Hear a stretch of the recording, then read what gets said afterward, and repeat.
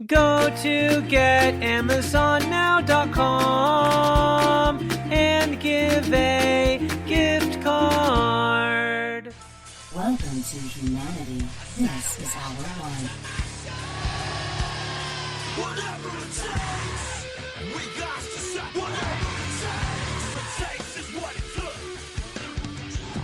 This is Brock Lesnar, and you're listening to Fight Net Radio. Yo, hi, this is Sugar Ray Leonard, and you listen to Fight Net Radio. Ladies and gentlemen, it's time to listen to Fight Net Radio.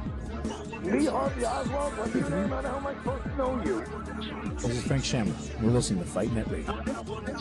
Hi, this is Nia, the Knockout St. John. You're listening to Fight Net Radio, and there's no way I would ever touch Lee. This is Chuck Jackson. I am Stephen Bonner, and you're listening to Fight Net Radio. Dan Henderson, you're listening to Fight Net Radio. Everybody, welcome to Fight Net Radio, where Lee's burning every bridge there is out there. All right. Hi, this is Manny Pacquiao. I'll fight anybody on FightNetRadio.com. Whatever it takes, we got to say whatever it takes. All the truth for whatever it takes. This is how we show it. Whatever it takes. 'Cause we ain't got nothing to whatever it takes. I am the king of the world. Hold it.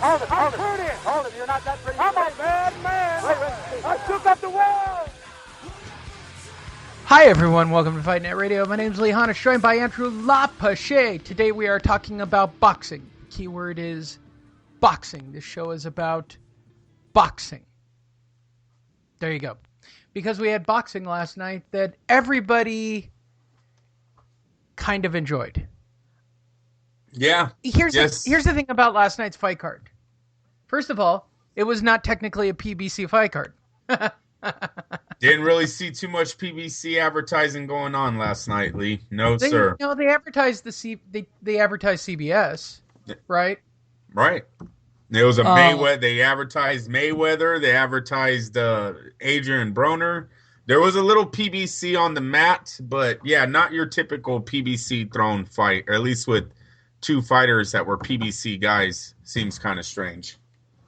Yeah, I completely agree with that. Last night on Showtime, there was a Showtime triple header. Showtime triple header with your buddy Mauro Ranallo. The main event being Adrien Broner taking on Adrian Granados. Well, at least one Adrian was happy last night. We could talk about this from the bottom to the top or the top to the bottom. By and large, the only fight that seemed to be worth talking about was the Broner Granados fight. Did I get it right? It's Washington, without me looking it up, but it's Washington. I want to look it. All right, I'll look it up. I'm not going to be. The undercard was kind of forgettable to me. Yeah, the broken jaw was nice. Yeah, the first fight, right? Yeah. The guy who kept getting knocked down 156 times during the fight. Dude got knocked out from every angle possible in that first fight. I liked how he kept telling his corner like he had it under control. Like this was all a plan. You know, I'm going to take all these punches off my chin and it's going to work at the end. It didn't.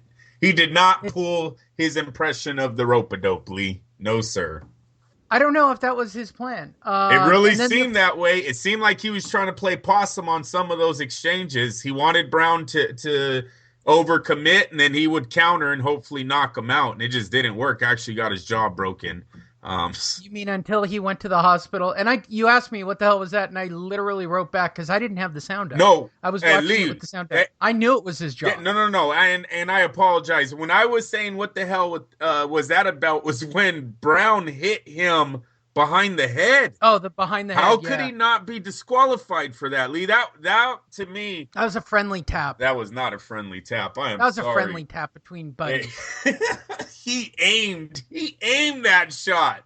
Like he literally stuck his left out there like, oh yeah, that's the back of the head. Bam! And just came By the down. way, I recommend this to everybody. If you want to have a better, let's say you're going to watch I would call this an average fight card, okay? It's an average fight card. I'm going to give you some names to follow on Twitter. Steve Kim. Everyone knows. I don't want to you think they do? Jonathan Snowden. Ellie Skirbach. Did I get his name right? He's a very nice guy who lets us use audio from his interviews. Who's the guy with Steve Kim? Why am I not thinking? The editor of Ring. Dougie? Why can't I think of his name?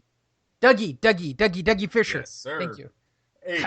Follow those 4 people, and you can watch them live tweet their score. Oh, and Dan Rayfield. I do follow Dan, believe it or not. You can watch them score the fight live on Twitter. And by the way, last night, everybody was all over the place. All over the place. Well, of course. You're talking the main event? Well, the main event. Yeah, you're talking main event now. Up to that point, Lee, everybody agreed on the first fight. It was a joke. Hey, look at though. I'm going to tell you, you've seen a lot of fighters go down on a penalty and they stay down and you question it. Last night, I don't think anyone would have questioned it if what was his name? Williams would have stayed on the canvas, Lee. Here's the thing. I'm going to teach somebody how to win a fight. Okay, when somebody illegally blows you, play dead.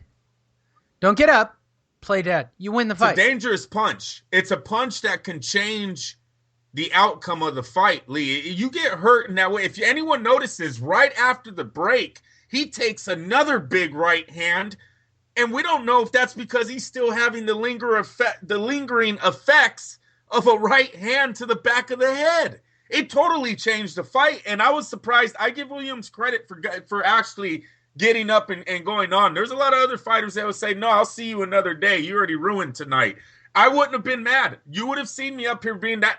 Brown was he was totally out of line. You cannot hit someone as a professional fighter, aim and take that shot to the back of the head. That was grounds for disqualification, right? Without the fighter continuing or not. I don't care if that was his first penalty. That was a bad one. That can end a person's life. That was a bad one. And give him credit for getting up. But I'm going to tell you, he was playing. His attitude was really weird the whole rest of the fight. It really seemed like he was trying to play possum to have Brown overcommit, and then he would respond. It just didn't work. Brown, very accurate fighter. A lot of power punches, getting right on the point. It was a good showing for Brown if you don't consider the right hand to the back of the head.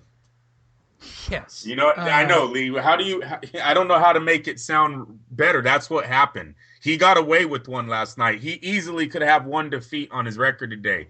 But that, you give Williams credit for getting up and continuing to fight. Also last night, Lamont Peterson gets a decision over David Avancian, if I'm butchering his name, to capture the WBA belt. This was the closest fight of the night. One of the more interesting fights of the night. Lee Peterson's going to go down as one of your guys that should just stay in his hometown and fight, be average fighters the rest of his career. I know he won a so-called title last night. Well, he fought a human being that was one weight division smaller than him. Like, I watched it again. This is the Mayweather PBC bullshit formula. And I even have this same complaint about the main event. Yep. Why are you fighting guys out of your fucking weight class? I get that Peterson cut the weight and made it, but this dude obviously should be fighting different sized athletes. And not only that, I mean, he's never fought in the level. He fought Sugar Shane Mosley at like 39. Lamont Peterson looks great when he fights these type of guys, though. Come on, if I was lucky enough to go into any situation where I'm going to fight a guy who's a full weight class below me, I'm cutting. Yeah, but he's like, still Lee. You get that Peterson looks like a middle. If he inflated, he'd be a middleweight. He's a big jacked dude. I don't know about a middleweight. Listen, he comes from the welterweights, junior welterweights himself. He's moving up in the weight too. He's not a full-blown welterweight. He looked good. He always looks good. The inside fighting, the body shots, the combinations. It's just a matter of he never shows this when he's up against the elite. I believe his best fight was the Amir Khan fight, and for the simple reason is Amir couldn't take the inside fighting that Peterson can dish out. But if it's someone with power, that seems to give Peterson problems when he's fighting on the inside like that with no really regards of for any type of defense. He's in there throwing bombs. That was an excellent fight for not knowing the either guy. Just being an average fan watching last night, the first two fights were really good, setting up for the main event. Everyone last night that was watching was basically watching for the Adrien Broner show. And he let us down. And the main event of the evening, Adrian versus Adrian for the battle of the name of who will get to be considered Adrian after tonight. The funniest part of that fight is at the end of the fight when they say Adrian really slow and the wrong Adrian got excited. Yeah. It's sad. And you know what? I could have made an argument either way. In the main event, Granados versus Broner. Adrian's must go. Someone's Adrian. My favorite meme of the week was can't make weight and a shrug. Hey, just change the weight class. I'm producing the fight anyway. Right. There was one that said, you know how not to come in overweight? Switch the weight limit. Can't outthink Adrian. Adrian don't miss weight, Lee. Just raises it. That's funny. That's what he does. And he does it exceptionally well. So in our main event, a bigger, fatter human fought a smaller human at a catch weight. And the smaller guy nearly beat the crap out of the bigger, fatter guy. Yeah. Lazy. Captain, somebody in the middle. Okay, who was it? I want to say Snowden might have had the joke of the night on Twitter. The joke of the night was Granados looks tired from the bunches of punches, and Broner looks tired from brunches. Yeah. Yeah, no, I agree. He looked lazy. He looked lazy. He did. You know what? And he was the same old guy showing. Okay, let's start from the beginning. What the fuck was he wearing? I like how he apologizes to his fans, says he's a lot more mature now, and then comes out in a ski mask and gold teeth. Why not just walk out with a gun? Hey, what did you go to jail for, bro? Oh yeah, robbing a guy. Let's come out with the ski mask. Yes. No. Thumbs up, Adrian. Fucking dummy. He's a jack. He's a jerk off. Yeah, he does it for fun. They're all laughing about it. I grew up. You didn't grow up shit. Grown ass men don't walk around with gold teeth. I don't give a damn how much money you have. I completely agree. So the main event, 10 rounds of boxing to prove what? That Adrian can fight. One of these Adrians can fight a lightweight. He can still beat up lightweights. That's what we learned. That a lighter Adrian. Here's the thing I took away from it. Hey, Granados in his actual weight class, I bet is an absolute fucking terror. I'm telling you, Lee did it. Granados is the real deal. He nearly beat up a middleweight. I said this going in. I had him as a live underdog at 142. Yeah. At 142, I was already saying if Adrian, because Lee, we talked about his weight. Damn it, Fight Net Radio knew that dude was overweight when Santa Cruz Frampton 2 went down. You could see it with the layers of clothes, the beard. He was not making 142. A week later, 147. Now, that's when I pull my bet back. My bet was in line. Pulled it off the table. Not 5 pounds heavier. I told you, I like this kid's output, his punch output. I liked he was a boxer puncher, good on his feet. But I didn't like his size. See, like all of you, a lot of PBC guys, Lee, they're fighting out of their weight, trying to make more money, getting to the Mayweather sweepstakes, the welterweight sweepstakes. That's Granados. Granados is probably a 135 fighter at best, a lightweight. You know what I'm saying? But they have him fighting at 147. Get out, bets off. He's going to look good, but he's not going to have enough power to conflict damage. I believe that's exactly what we seen last night. He looked really good, but he couldn't hurt Broner for anything. All the body shots, all the face shots. Broner's face looked fine. The only thing hurt was his hand. It wasn't a total robbery. It wasn't.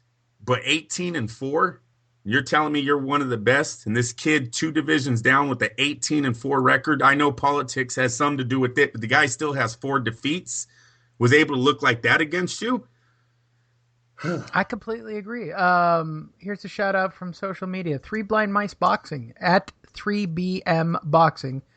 Adrien Broner demands 10-round fight, changes the contract weight, makes excuses about hand, goes life and death with the journeyman, and declares it easy work. Yeah.